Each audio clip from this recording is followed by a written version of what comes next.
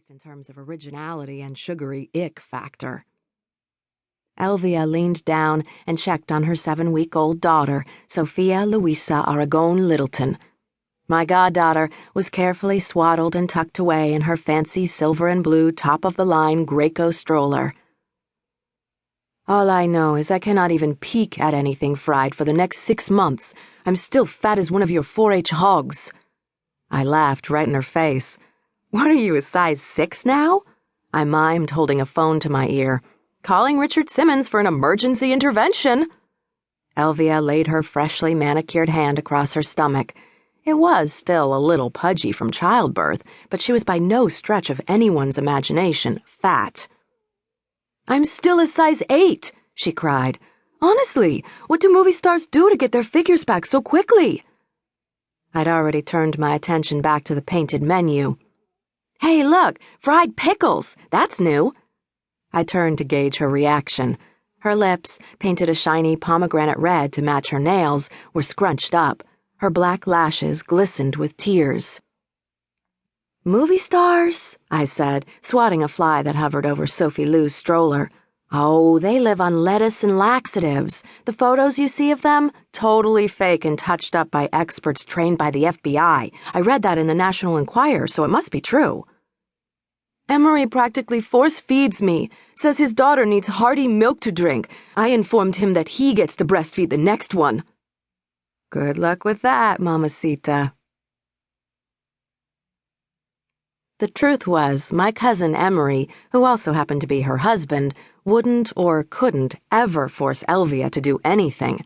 He was, however, not above tempting her by having all her favorite foods readily available, foods cooked by her own mother who made the best green chili enchiladas, sweet corn tamales, and killer flan on the Central Coast. You've read every pre-pregnancy, mid-pregnancy, and post-pregnancy book written in the last 20 years, I said. Don't they all agree that it takes a little time to lose your baby weight? I stooped down and ran my finger across my goddaughter's creamy golden cheek. She didn't even stir. Ah, sweet Sophie Lou, what are we going to do with your mummy grande? Elvia shot me an irritated look. Sophia! I told you to call her Sophia. You and Emery are going to drive me loco. After much back and forth about their daughter's name, Elvia and Emery had finally agreed on Sophia Louisa, which seemed to fulfill both her Mexican and his Southern requirements, and let Sophia share a middle name with her adoring godmother, me. Elvia even reluctantly agreed that to honor our Arkansas roots, Emery and I could call her Sophie. That was until we actually started doing so. You promised Emery. I stood up, shifting my leather backpack from one side to the other, my shoulders already aching. I felt like I was carrying 10 bricks. Don't you have to judge something?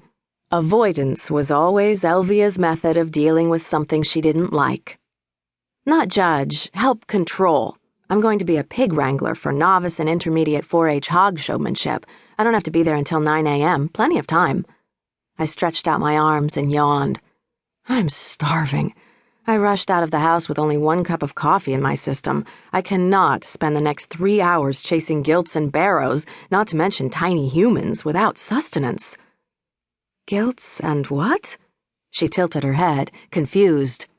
I smiled, having forgotten for a moment that my best friend since 2nd grade and I had always had huge parts of our lives that were totally foreign to each other. She spoke Spanish, I spoke ag. Gilts are female pigs, and barrows are castrated male pigs. So what are uncastrated male pigs, then? I grinned at her. Boars. She returned my smile. I dated a few boars in my time. I nodded, making one last note of Mustang Sally's menu. Deep-fried tomatoes. Wasn't that actually kind of healthy? I remember every one of them. Aren't you glad you took my wise advice and married my adorable cousin?